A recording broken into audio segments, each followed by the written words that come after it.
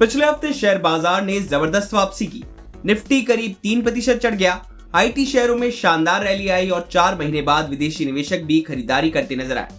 लेकिन अब असली सवाल यह है कि क्या ये तेजी इस हफ्ते भी जारी रहेगी या फिर बाजार के सामने नए खतरे खड़े हैं, क्योंकि अगले 5 दिन ऐसे हैं जो सिर्फ इस हफ्ते के लिए नहीं बल्कि पूरे अगस्त महीने के लिए बाजार की दिशा तय कर सकते हैं। आइए जानते हैं इस हफ्ते बाजार किन बड़े ट्रिगर्स पर नजर रखेगा। सबसे पहले पिछले हफ्ते की तस्वीर समझ लेते हैं। पिछले हफ्ते भारतीय शेयर बाजार ने शानदार रिकवरी दिखाई। शुरुआती उतार चढ़ाव के बावजूद निवेशकों ने जोरदार खरीदारी की। निफ्टी 1.83% की बढ़त के साथ 24,383 पर बंद हुआ, जबकि सेंसेक्स करीब 1.86% चढ़कर 78,094 के स्तर पर पहुंच गया।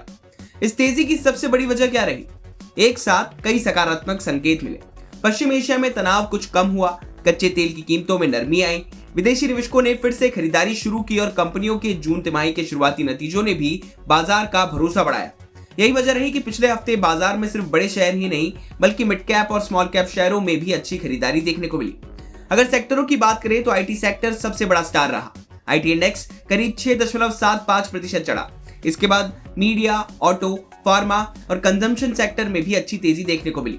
वहीं डिफेंस, एनर्जी और सीपीएसई इंडेक्स दबाव में रहे। अब सवाल यह है कि क्या यही तेजी इस हफ्ते भी जारी रह सकती है?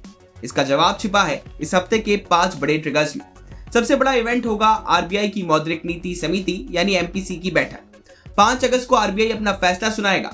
बाजार को उम्मीद है कि रेपो रेट 5.25% पर ही बरकरार रह सकती है, लेकिन निवेशकों की नजर सिर्फ ब्याज दर पर नहीं होगी। असल फोकस आरबीआई की गाइडेंस पर रहेगा, यानी महंगाई को लेकर आरबीआई क्या सोचता है, लिक्विडिटी पर क्या रुख रखता है और आने वाले महीनों में ब्याज दरों को लेकर क्या संकेत देता है। अगर आरबीआई का रुख उम्मीद से ज्यादा सकारात्मक रहा तो बाजार को नई मजबूती मिल सकती है। दूसरा ट्रिगर है Q1 रिजल्ट। इस हफ्ते 500 से ज्यादा कंपनियां अपने अप्रैल-जून तिमाही के नतीजे जारी करेंगी। इनमें एसबीआई, भारतीय Airtel, ONGC, power grid, Titan, Trent, Hindalco और नायका जैसी बड़ी कंपनियां शामिल हैं। लेकिन सिर्फ मुनाफा या रेवेन्यू ही अहम नहीं होगा। निवेशक इस बात पर ज्यादा नजर रखेंगे कि कंपनियों का मैनेजमेंट आगे की मांग, मार्जिन और निवेश योजनाओं को लेकर क्या कहता है। यही कमेंट्री आने वाले महीनों के लिए बाजार की दिशा तय कर सकती है। तीसरा ट्रिगर रहेगा विदेशी निवेशकों का रुख। एक और बड़ी राहत की बात यह रही कि विदेशी निवेशक फिर से भारतीय बाजार की तरफ लौटते दिखाई दिए। पिछले कुछ कारोबारी सत्रों में उन्होंने लगातार खरीदारी की। साथ ही जुलाई में भी 4 महीने बाद भारतीय शेयर बाजार में अच्छी खासी रकम लगाई है। अगर ये खरीदारी इस हफ्ते भी जारी रहती है तो बाजार को मजबूत सहारा मिल सकता है। चौथा ट्रिगर ईरान यूएस तनाव और कच्चा तेल रहेगा। हालांकि बाजार के सामने सबसे बड़ा जोखिम अभी भी पश्चिम एशिया से जुड़ा हुआ है। ईरान और अमेरिका के बीच तनाव पूरी तरह से खत्म नहीं हुआ है। अगर हॉर्मुज में फिर कोई संकट आता है या कच्चे तेल की सप्लाई प्रभावित होती है तो तेल की कीमतें तेजी से बढ़ सकती है। पांचवा ट्रिगर आर्थिक आंकड़े। इस हफ्ते निवेशकों की नजर जुलाई के जीएसटी कलेक्शन और कंपोजिट पीएमआई जैसे अहम आंकड़ों पर भी रहेगी। इन आंकड़ों से यह संकेत मिलेगा कि देश में आर्थिक गतिविधियां कितनी मजबूत बनी हुई हैं।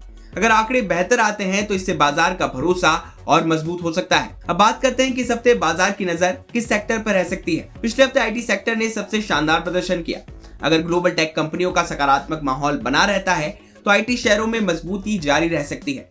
इसके अलावा जिन कंपनियों के नतीजे इस हफ्ते आने वाले हैं उनमें भी उतार चढ़ाव देखने को मिल सकता है, यानी इस हफ्ते स्टॉक स्पेसिफिक एक्शन काफी तेज रहने की उम्मीद है। अब सवाल है कि निवेशकों की रणनीति आगे क्या होनी चाहिए। मार्केट एक्सपर्ट्स का मानना है कि पिछले हफ्ते बाजार में जो रिकवरी देखने को मिली उसके पीछे मजबूत घरेलू संकेत, कुछ सेक्टर्स के बेहतर तिमाही नतीजे, विदेशी निवेशकों की वापसी और वैश्विक माहौल में आई राहत जैसे कई कारण रहे। लेकिन उनका कहना है कि अभी पूरी तरह बेफिक्र होने का समय नहीं है, क्योंकि अमेरिका ईरान के बीच तनाव पूरी तरह से खत्म नहीं हुआ है। अगर कच्चे तेल की कीमतों में फिर उछाल आता है या वैश्विक माहौल बिगड़ता है तो बाजार में एक बार फिर उतार चढ़ाव बढ़ सकता है। एक्सपर्ट्स की सलाह है कि इस समय पूरे बाजार में अंधाधुंध खरीदारी करने के बजाय मजबूत फंडामेंटल वाली कंपनियों पर फोकस करना चाहिए। ऐसी कंपनियां जिनकी कमाई लगातार बढ़ रही हो, जिनके बिजनेस की ग्रोथ साफ दिखाई दे रही हो और जिनके तिमाही नतीजे मजबूत हो। साथ ही निवेशकों को बड़ी रकम एक साथ लगाने के बजाय धीरे धीरे निवेश करने की रणनीति अपनानी चाहिए और जोखिम प्रबंधन का भी पूरा ध्यान रखना चाहिए।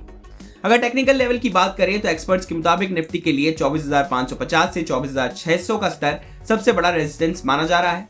अगर निफ्टी इस दायरे के ऊपर टिकता है तो 24,850 तक की तेजी देखने को मिल सकती है। वहीं नीचे की तरफ 24,000 से 24,100 का दायरा मजबूत सपोर्ट माना जा रहा है। जब तक निफ्टी स्तर के ऊपर बना रहता है तब तक एक्सपर्ट्स बाय ऑन डिप्स यानी गिरावट पर खरीदारी की रणनीति को बेहतर मान रहे हैं। कुल मिलाकर बाजार इस समय ऐसे मोड़ पर खड़ा है जहां सकारात्मक संकेत भी है और जोखिम भी। एक तरफ आरबीआई का फैसला, कंपनियों के अच्छे नतीजे और विदेशी निवेशकों की वापसी बाजार को सहारा दे सकती है। वहीं दूसरी तरफ कच्चे तेल की कीमतें, पश्चिम एशिया का तनाव और वैश्विक घटनाक्रम किसी भी समय बाजार का मूड बदल सकते हैं। यानी इस हफ्ते सिर्फ इंडेक्स पर नहीं बल्कि हर बड़े इवेंट पर नजर रखना जरूरी होगा। आपको क्या लगता है, क्या निफ्टी इस हफ्ते 24,500 के ऊपर निकल जाएगा या फिर बाजार में मुनाफा वसूली देखने को मिल सकती है?